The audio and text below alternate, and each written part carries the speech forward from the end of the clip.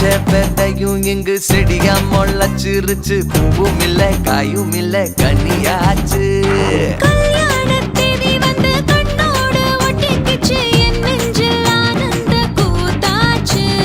கண்டாங்கி சில கட்டி என் கைய நீ பிடிச்சு நாம் சேரும் நாள் இங்கு வந்தாச்சு.